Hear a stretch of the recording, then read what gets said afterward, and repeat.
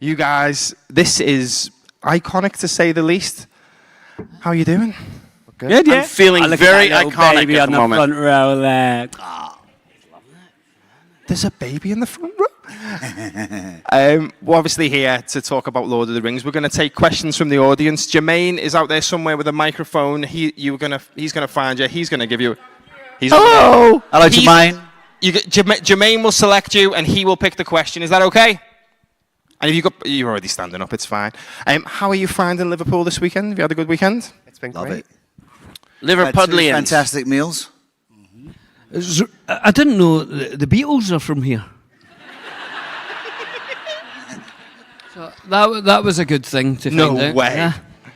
Well, from one Fab Four to another, and Legolas. Yeah. I've had that in my head for weeks. Well done. Wow. You're enjoying the city and you're seeing the sights, and I hope these guys have been good to you. Yeah, it's been great. I took a walk around the city this morning, actually. I was up with jet lag at like 5 in the morning, so I just strolled out down to the museum on the docks. It was beautiful. You're not implying that he's Yoko, are you? No. I think he's more kind of Brian Epstein, isn't he? Yeah, he's running the whole George Martin. George Martin. George Martin, lovely, yeah. Yeah. Very classy. Yeah. You guys make a mess, he sorts it out. That seems to be the thing. We're gonna Just make him. We're gonna dive straight into audience questions first, and then we're at number 1, and then I will jump in between if that's okay with you guys. Yeah. Question 1. Hello. Hello. It's very high, so it's not, for hobbits. Aw. Hello. I just want to say. Hello. I just want to say thank you for being here. We're all really, really grateful that you all made it here. And my question is, what is your most favourite line from the trilogy? Mine is salted pork. I'll go first. Shall I get you a box?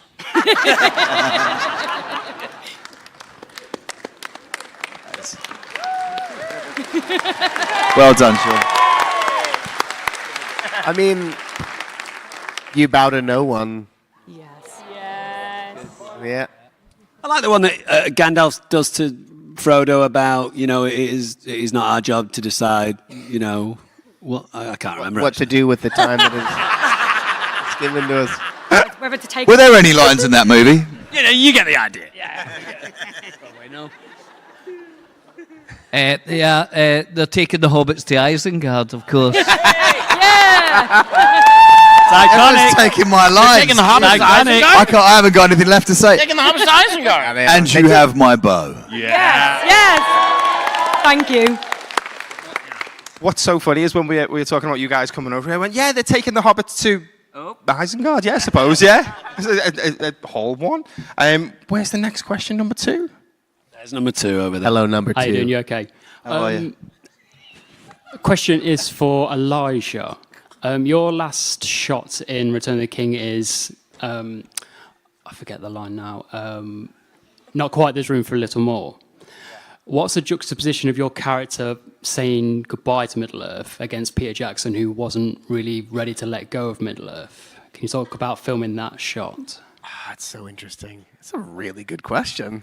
Thanks so much. I remember filming that, so that little bit of essentially finishing his part in the book in Bag End. And it was the last shot that I filmed in the entire, because we would go back every film. I'm sure all of you know this, but we would go back every year for additional filming for each film and do pickups. And so that was the last bit I ever shot. It was really emotional because it was so symbolic of the end of Frodo's journey and handing that over to Sam. The legacy of it, essentially, it's your adventure to take now. It's your story to write. All of the weight of that, and it was deeply emotional. Peter, Fran, and Philippa were sat behind the monitor, all of them crying. It's certainly informed on the sort of performance for me, the underlying. I mean, obviously, it's an emotional moment for Frodo, but in a different way, not in a sort of overt way. So yeah, it was heavy. But the sort of what you're saying, that juxtaposition of the end of Frodo's to sort of Pete's then journey going forward, I don't think he quite knew in that moment that he would be carrying on, certainly not to Middle-earth again and to taking on the Hobbit, because we asked him while we were shooting Rings whether he wanted to make the Hobbit, and he wanted nothing to do with it. He wasn't interested in the Hobbit, and that kind of came later. But it was an incredible moment and very powerful way to end. Thank you very Can much. I ask a question? Elijah, do we know what the very last thing that was filmed for Lord of the Rings was? I don't know, actually. No, Sean, do you know? Does somebody know? No? We don't know we don't know what was the last... No?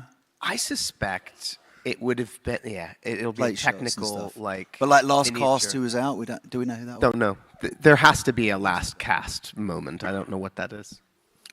Anyone knows here? Yeah, who knows? Well, Someone he does else- know. I wonder where I can find Do you Lord of the know? Rings super fans. Was it not Gollum's reaction to learning Frodo was going to destroy the ring, and it was shot at Peter Jackson's house just before the awards because it was very, very late pickup? Oh, that's Very Sure, Andy said possible. that at one time. Well done. Thank done. you. Hey! That is a deep cut right there. That's amazing. It probably is. I think we're going to take the next question from number 4 at the back over there. We're doing it like a clockwise type of thing. We should probably make 3, 4 then. Can you swap If you those didn't numbers? know, Dom has OCD, is really firing right now. You can't go 2, 4, 3. 1, 2, 4. Hi. I was wondering what scene you found the most fun to film. Most fun to film, is that right? Most fun to film. There was a scene that really made me laugh a lot, and it was because of something that Orlando said. There's a scene where Legolas tells Merry and Pippin about lembas bread and how it's so good for giving you energy, and 2 small bites will, fill a grown man for a week kind of thing. And we were doing the scene and everything was fine. We'd set it up and then we'd stopped as they were moving a light or something. And Orlando said to me, came over to me and Dom and said, I don't know how to do this because when I'm doing it, it just feels like I'm doing an advert, advertisement for lembas bread. And after that, every time he tried to say it, I could just see him in a TV doing an advert, It really did feel like that. It felt like giving an advert line. And that was my first time, right? Was Like, it really? Yeah, was like, that probably, yeah. And we're sitting in that No, but it was little my first boat. movie, so I was really I was like, wait, this just feels like And it was quite a weird, quite hard because you to- had to walk over and just Yeah. basically say that, and we're just looking at you. I remember that. We had our own experience with lembas bread. Andrew Jack, the late wonderful dialect coach that we had, one of our 2 dialect coaches, he kept saying to me that I had to elongate the vowels. Elongate. So I would say the lembas bread. He's no, elongate lembas bread. The lembas bread. The lembas bread. He's like, well, elongate the vowel. I just frustrated the lembas bread. It's like the lembas bread. And we had the daily rushes. When you see the previous day's work, and it was at night, and the whole cast was gathered around, and I'm sitting next to Elijah, right? And it comes on, and it's a nice big fat close up, and big as the whole the lembas bread.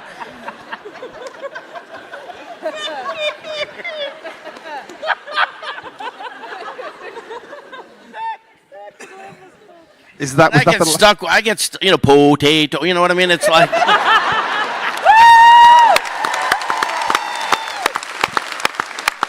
It's that country accent. Well, that's a nice shiny apple.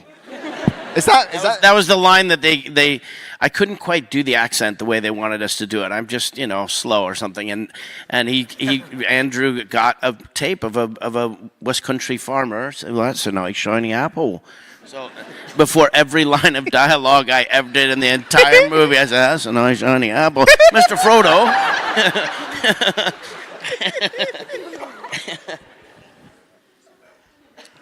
We've got another question. I do apologise. We're going to number 3. Whoever's at number 3, can they have a question for Dom just to... Yeah, it's my daughter's 8th birthday today, Harper. She's sitting 2 seats from the back. She's been lucky enough to meet you all. And yeah, she didn't want to party with her friends. She wanted the Lord of the Rings weekend. Good taste. So I was just wondering if you could all give her a happy birthday song. Oh, sure. Harper, is it Harper, you said? Yeah. Oh, you ready, guys? Right, 3, 2, 1. Happy birthday to you. Happy birthday to you. Happy birthday, dear Harper. Happy birthday to you. Nice one, not anymore. Could you tell I elongated the vowels? Happy birthday to you. It's actually my birthday as well today. I didn't even ask for a song. Birthday. It's actually John Rhys Davies' birthday today as well, apparently. It is, yeah. Happy birthday. All the best people. Number 1, hello. Hi guys, thank you so much for coming. It's been wonderful to meet all of you this weekend. Elijah, sorry I went silent on you. Nerves, horrible things. Anyway, question.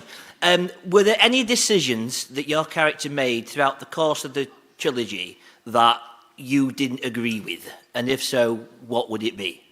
Is this for all of us? Yeah. Taking the hobbits to Isengard. Bad idea. Well, I've got one that it's like slightly to your point, but just a little adapted, which always slightly frustrated me. In the books, when Gandalf is struggling to get to open the doors to Moria, it's Merry that solves the riddle for him. Yeah, of course.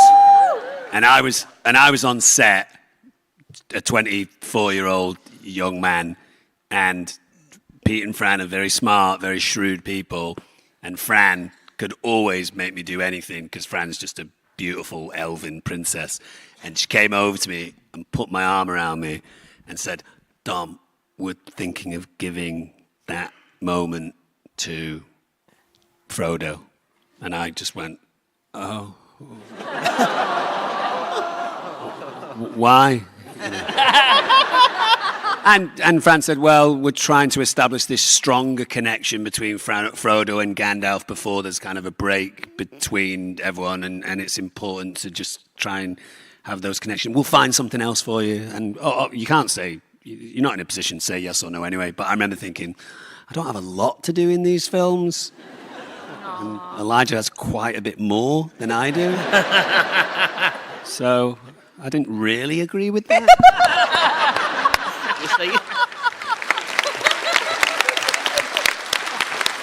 I've got one.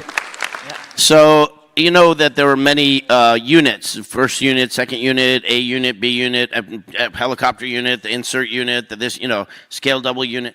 So sometimes Fran and Philippa would direct stuff, and we were doing the Cirith Ungol scene, and Sam was a reluctant ring bearer when he thinks Frodo's killed by Shelob, and he takes it. He's going to pick up the mission, and then when he realizes he's not dead, he goes swashbuckling all the way up and kills Shagrat or Shag or whatever, and then Frodo wakes up and is like, "Give me the effing ring now," And I'm like, okay, well, they wanted me to have a moment where I didn't want to give it to him because maybe I wanted it for myself. And I was like, I don't want to do that. Sam wouldn't know. Sam's like, so your job as an actor is to do what they tell you to do, but you try and reconcile it with what you want to do. So if you look at that scene, I was having a bad wig day. My wig is like kind of stuck up in the back. It looks really stupid. And I do this thing where, I pull it away for just a second. And what I was thinking to myself in that moment is, I don't want to give it to him because it's going to hurt him. And if it plays to them like maybe Sam's hesitating for himself, then I fooled them. Yeah.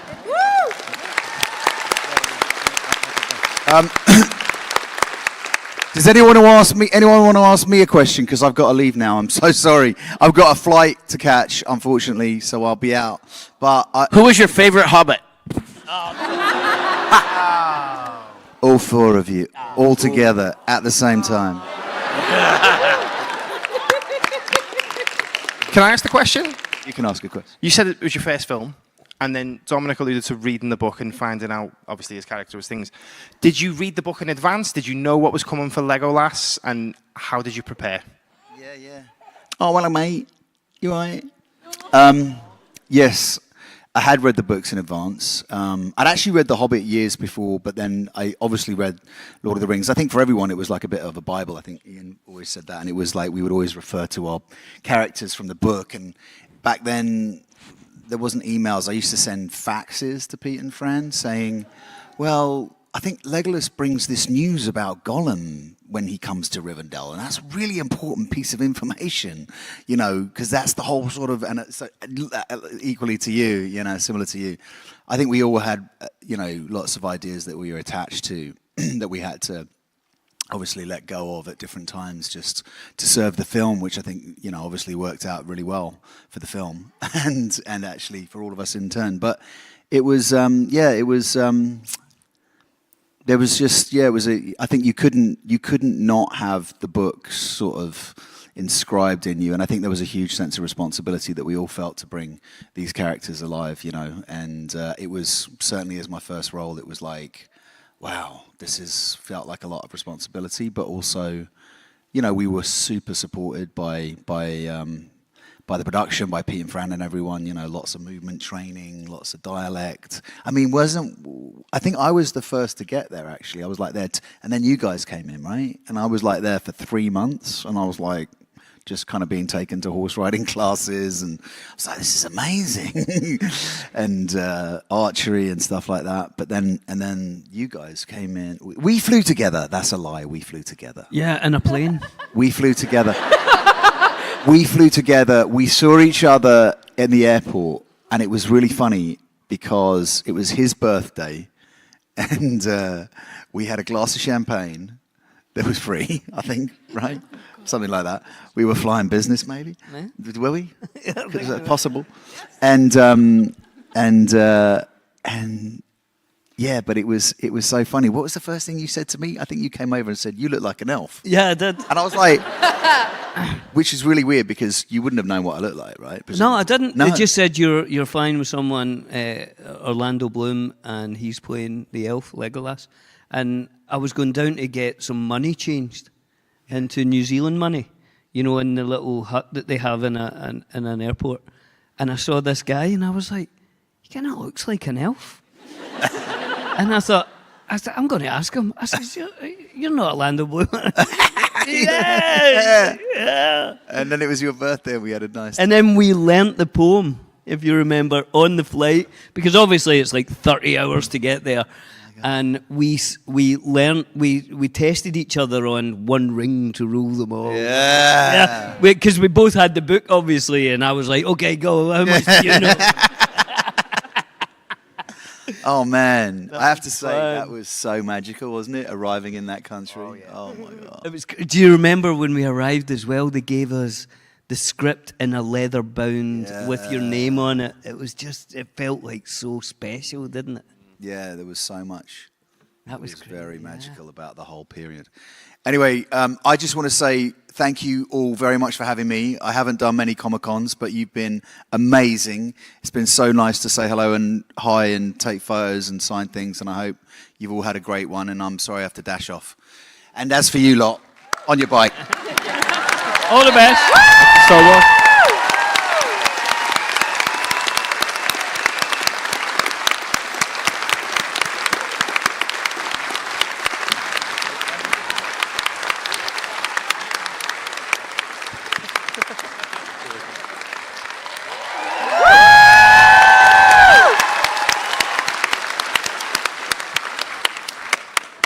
Who was that? He was lovely, wasn't he? Who was that? He smelt lovely, didn't he? Is he one of your friends? I feel like this is where the trouble's going to start now. George Martin's exited the picture, and it's just the Fab Four. Feels like the teacher's left, doesn't it? No, I feel like there's mischief in the air. You alluded to going to New Zealand together on the plane and meeting there. You guys, I mean, you're a brotherhood. You are family. It's been 25 years this year since you started filming. Yeah. You were in New Zealand for about 2 years? 16 to 18 months of principal photography. First time, Yeah. And somehow you're still all really good friends. Yeah. Which is fantastic. I mean, we're family. You know? It is. Is it more than that? Yeah. It transcends friendship. I think one of y'all said it's unconditional. It's like we've seen each other through so many different phases of each other's lives in 25 years. You know. You've got like kids now. What's happening? Yeah.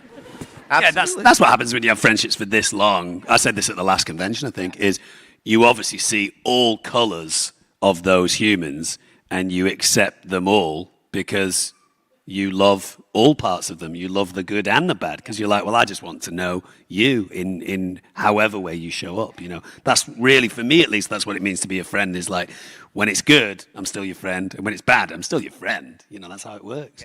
Yeah, it is. I feel like there's a lesson in it for people.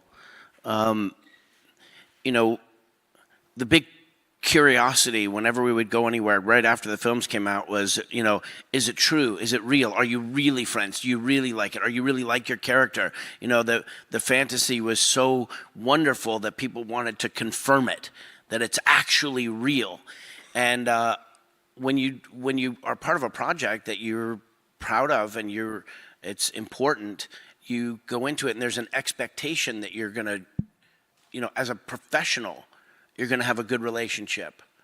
And I suppose sometimes maybe it doesn't work out like that, but when you go into it with that intention, it works. You know, human beings are pretty powerful. We set our intention right at the beginning, and it hasn't changed. And did you spend a lot of time together before the shoot, like rehearsing? Like Orlando would have gone to horse riding school. You guys would have learned to smoke pipe weed? I don't know. So a lot of those movies, you're just smoking and eating. Yeah. Like some of my friends are like that, but you know. We did. Like Billy said, he flew in with Orlando. I think I was the last out of the gang to get here because I was finishing off a job. But very quickly we jumped into full days of script rehearsals, dialect training, horse riding, sword fighting, kayaking. What else were we doing? Wardrobe fittings. Costume fittings, makeup tests. Putting the feet on, putting the ears on, walking around, scale double rehearsals. It was I thought I was going to get there because I knew that it was a ways off, probably at least 5 or 6 weeks off before we started principal photography. And I thought, oh, this is going to be great. I'm just going to be in New Zealand for a month and a half hanging out. But every single day apart from Sunday was spoken for, wasn't it? Yeah, we got there in August. We didn't shoot till October. Wow. Yeah. And when we got off, we were working all the time, you know, prepping. When we got off the plane, there was this urgency. Oh, you got to get right to Weta. They're going to have a thing. Oh, they're going to show you this thing. And I remember a lot of times thinking, like, when did they plot it out? And we did so much canoe training, and I don't think I was ever in a canoe. But if you would have been in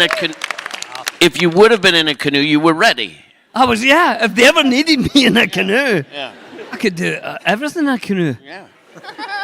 Also, it was brilliant because I think was Sean Bean in the same canoe as Orlando? No, that was John Rhys John Rhys Davies. But at one point, Orlando kept flipping it over, and John's like, "Oh my God," you know. But there was something that happened with Orlando and Sean with the kayaks because they got in some sort of spat where I think one of them was I think Sean, because Sean could be quite fun and silly. I think Sean was kind of splashing Orlando, and then it kicked off with it. And just watching those two having a fight was kind of fun.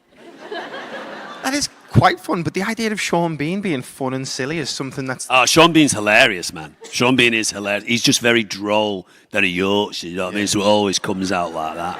But he's very funny, very funny. We met him at the same time, right? We met Sean at the same time. Sean Bean? Yeah. Did we? Yeah, we were in Queenstown, and you and I were playing 007, Oh yeah. video game, Oh, which yeah. was very realistic violence, and GoldenEye, obviously. GoldenEye, right, and he played 006. That's right. And so we had the door open to the dressing room that we're sitting in, we're playing, and I can't remember who was who, but 006 comes on the screen and boom, bullet shot right. He drops and then he walks by. We're like, oh. Also, we should say, because this might be quite fun for the crowd out here, we went out for dinner last night and we were trying to teach Elijah to do a Scouse accent. Or just give us a little... Chicken. Yeah! That's your work, that, isn't it? Teaching them. Oh, I love it. Chicken and a can of Coke. Wick. Yeah. Wick. As a Scouser, I am honoured that you can do our accents. We had a couple of drinks last night, but his accent last night was perfect after a couple. Just sitting in about, hey, Gail. Was it La? I taught him La today. La, yeah. Because I really like that in Liverpool, the whole, see you later, La. Yeah. How are you doing, La? So I was teaching those guys. It's a friendly city, aren't we? Very friendly. We welcome everyone Very to our friendly. city. Yeah. Oh, gosh. Number 2, Gail, have you got any chicken? No? What question have we got? I'm really sorry. I'm effing nervous. Sorry. My name is Evie. I'm from the Netherlands. And my question is, what is the weirdest or funniest thing ever happened to you, like on a premiere or like with fans, kind of things? I mean, it's not so weird, but kind of extraordinary that that's not really what you're asking. So that's weird. Yeah. But the Subjective. premiere for Return of the King in New Zealand was a parade, and I have never in my fucking life experienced a citywide parade for the film where it was like the event of the city, and people were on top of buildings and out of windows, getting a view of this parade, and we came down Courtney Place in vintage cars, and it was. But some of the stats, I think it was something like 10% of the country were there. At that premiere, which is not including sheep. Yeah, the sheep had a day off. We went to Japan, which is an amazing country, beautiful, beautiful people. But sometimes when you do these TV shows, like if you're doing the One Show or something like that, they might ask you to do a couple of little throws to what's going on. So they might say, hey, could you just say, hey, I'm doing the One Show later on, tune in, or I'm here with Billy Boyd, we're doing the One Show, we look forward to seeing you. And the 3 of us, if not the 4 of us, did a show called Pooh in Japan. Do you remember? And we had to do all these throws of like, hi, I'm Elijah Wood, and you're on Pooh. That was a bit weird. And we're all jet lagged. That was a strange thing. You remember that? I'm remembering now. Japan is amazing. The TV shows were a gas. Oh my God, it's so funny. They're deadly. You don't know what's going to happen. They oh, and the guy next to you just got an arrow in the chest. Okay, now I hope the light doesn't come on me now. When in the Wellington thing, they had a huge airplane painted with all of us on the side of the airplane, and it did a flyover of where we were filming. Yeah. And have you ever watched the when the American president is elected and the motorcade is coming down from where they take the oath of office, and then the president always makes a spontaneous stop of the vehicles and gets out to show they're a man of the people, and they walk through. That's what we did, and there was more red carpet. It was like half a mile of red carpet to walk on. You're like you were walking forever, right? Yeah. Yeah, that's got to be up there on the strange meter. That's the biggest one, yeah. So when you did the press tour, obviously you guys would have been everywhere, all over the world, and you would have done that together as well. I spoke to Brad Dourif last year. He said he was partnered up with Christopher Lee, and they did their press events together. Were you guys together? But I also there's a famous. What is it? In interviews, did we get paired? Sometimes We got paired. Yeah. Yeah. We would get paired. Yeah, it was. One time I was with Sean and I. Christopher Lee, and I've no idea why. that sort of is where I'm leading the question is, because Christopher Lee was like allegedly the inspiration for James Bond. He was in World War. He killed dudes. And I was going to say, have you got stories about Christopher Lee and what were like working with him? Because Brad Dourif said he greeted every different nationality in their own language. Yes. Yes, he spoke multiple languages. That's right. Elijah and I watched him. We were on set one time, and Elijah and I watched him. He took a big pen, like a biro, and he threw it at a tree, and it stuck in the tree like a knife.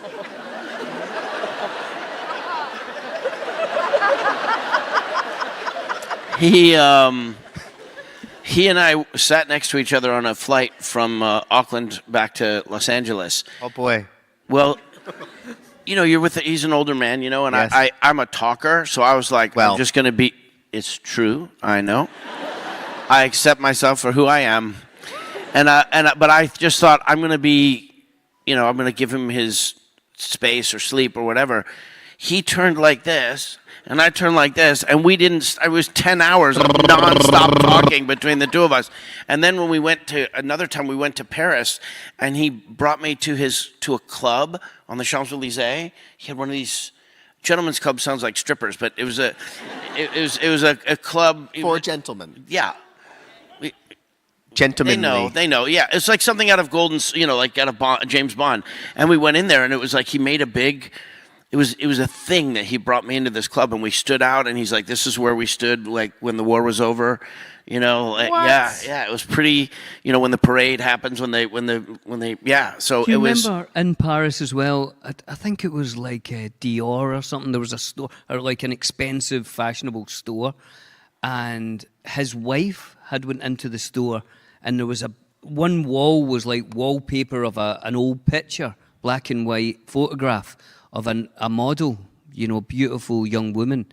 And she says, "Do you know who that is?" And they said, "No, we've looked for years and we don't know who it is." And she says, "It's me." And it was Christopher Lee's wife. It was Gita. Wow. Isn't that brilliant? He also smoked cigars, and he invited me at one point, like to like a mentor. Yeah, come have a cigar. And the two of us sat on Stone Street and smoked a cigar together. It was freaking rad. Yeah, he was amazing. He was lovely. You got to obviously work with some incredible actors, and obviously he was one of them. Your story about the pen, I had the same thing, but he threw a nail into a dartboard and got a bullseye from across the room. Yeah. Like, Jesus, that dude was. He would have done poorly at an autograph signing show. I'll tell you that right now.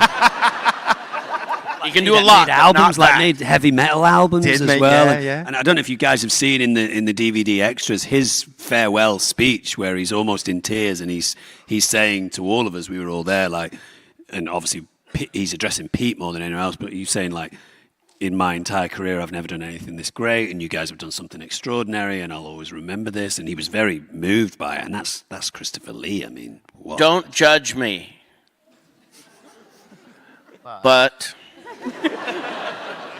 on my TikTok, I just watched that. Oh, did you? Yeah, I'm now my TikTok's been hijacked by Lord of the Rings behind the scenes stuff, and I'm seeing things I never saw before. That's amazing. The algorithm has learned that I'm really interested in myself. Just need to learn more Mine about is just dances.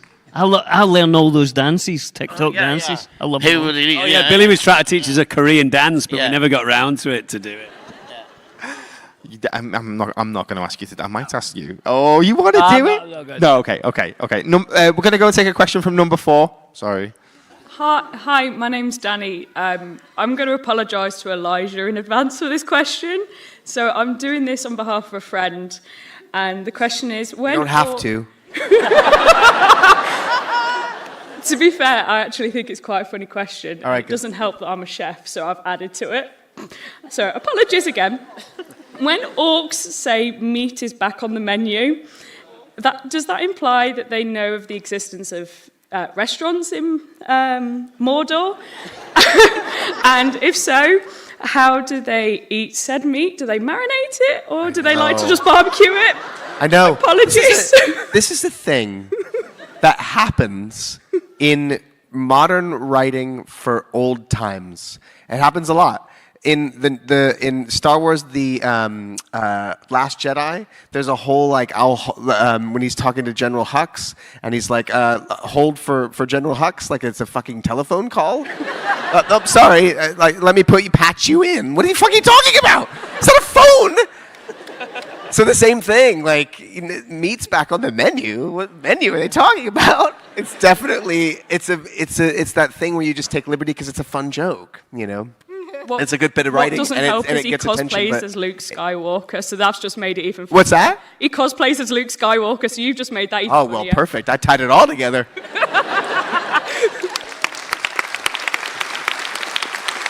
I think you buried the lead on that question when he says sweet meat. Is that the same quote though? Is that the one you're talking about? There is a sweet meat, but I think it's a different character. Whatever, but it's the same general reference. It's the Sure, but same. meat is sweet. That she's implying the notion of a restaurant with the. I think you're conveniently skipping over what's being served. Yeah. Us. Yeah. Well, in that. It's us. Sweet meat. Meat's back on the menu, boys. Number 3 at the back. No more culinary questions, please. No, it's hi. First of all, thank you for bringing us Lord of the Rings, greatest movie series of all time. But my question is for Billy and Dom. After the Battle of Isengard, one of the most iconic scenes of when you're both smoking Longbottom Leaf after the battle, what character could you spawn in with you to share that with you, and why? You mean a character from the Lord of the Rings world? Yeah, a character from Lord of the Rings, book, series, or movie. Well, I mean, like the easy answer for someone to be sat enjoying pipeweed with would probably be Gandalf the Grey, right? I mean, he's fond of it. He loves it. He's fond of it. And just to slightly digress on your question, Pete actually said to Billy and I when we were doing that scene, let's do a few different passes of this. Let's do it tired. Let's do it excited. Let's do it drunk. Let's do it inebriated on pipeweed. We'll just leave it at that for the kids in the audience. But what do you think? You don't mean do it as though. You mean do it. He wanted us to act. Right, I understand. Tom Bombadil. Oh, Tom Bombadil would be great. Be fantastic. Sit and smoke a pipe with him. That'd be fantastic. Smoke it all himself. Yeah, it doesn't matter. It'd be like a 10-hour flight with Christopher Lee.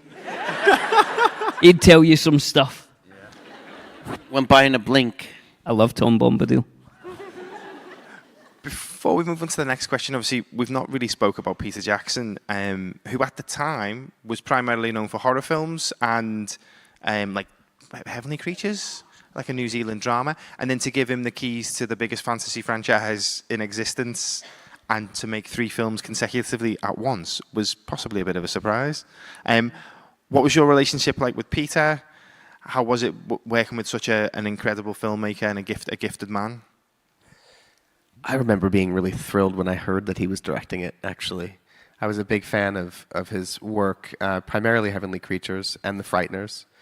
And it weirdly made a lot of sense to me, especially Heavenly Creatures, which is a kind of, it has fantastical elements as it pertains to their dream world that they create for each other.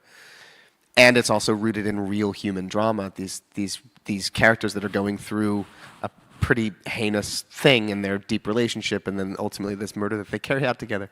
I love that film so much. So I was just, I was thrilled to work with him and to go down to New Zealand. And I'd heard tell of the sort of world that he'd created down there with Weta and the effects company and the kind of things that they were creating, and it sounded thrilling and exciting, you know.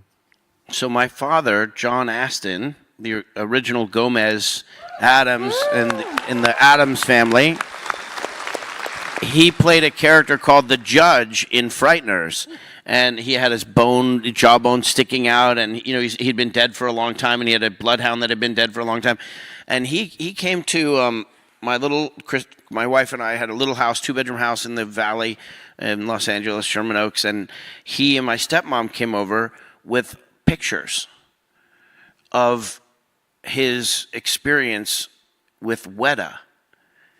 And he showed the entire mold process, and he basically introduced us in the pictures to Richard and Tanya, and he just described this filmmaking experience, this fantasy world that was, like from another time, another world. I mean, and it made it so. I was so envious of him when he described it. And then when we got the movie, when I got the movie, I was like, I'm going to get to go and do what my dad did. And then when we got down there, Peter has what they call in the military command presence. He just is very confident, and he inspires confidence in everyone who's around him. And he's either always prepared, or he can fake it better than anybody I've ever met. And you just sort of, it doesn't seem like such a big thing that they handed over the keys to this big thing to him. They would have been missing out if they didn't do it. He presented a huge opportunity for them. And you only had to look at for 2 seconds at the concept design work and the little bits of video, or whatever, like computer simulations they did. And it's, so yeah. Brilliant answer. Were you guys the same? Yeah, totally. I think he's like, people throw the word genius around, but I think he is a filmmaking genius, and I think his whole life had led up to that. Like, he was making masks on himself to learn mask making, when he was younger. So years and years of learning all these skills that you felt like he could go into anyone's job on set and do it perfectly, So he was absolutely the perfect guy to do it. And weirdly, he went on to do the Beatles movie as well, didn't he? That's really strange. And they're from here.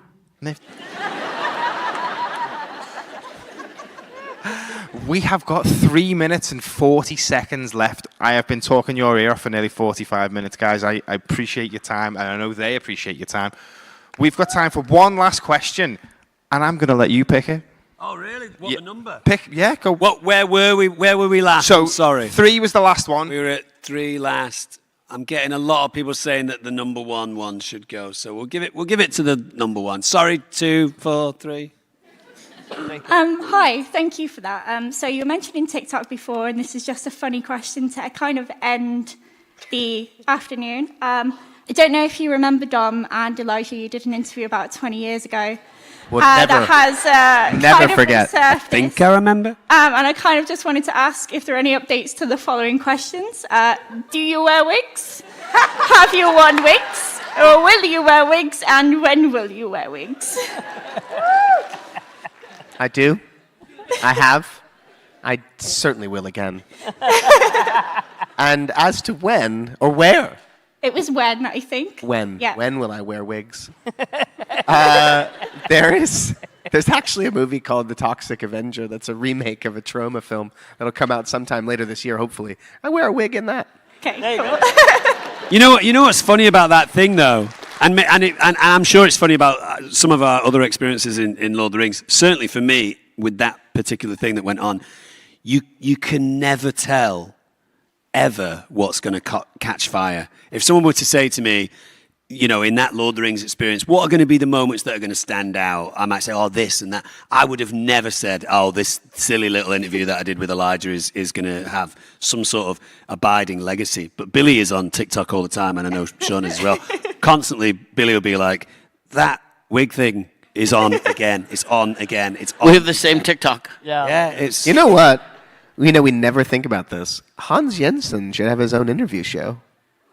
Yeah, I pitched it to Pete. Did you? Because Pete loved it so much, and I was like, why don't you, knowing that it's Hans Jensen, why don't you let me interview you as Hans? And Pete was like, oh, that's a good idea. It didn't happen, but maybe at some point he'll let me do it. Yeah. I think that's a series in the waiting. When I kept under my hat that I was doing this, and when I said to people, I'm doing the Lord of the Rings interview, in my head they were going to go, oh, you're interviewing the Hobbit, you're going to do this. First question for the first person I told was, well, did they wear wigs? I'm not joking. I am not joking.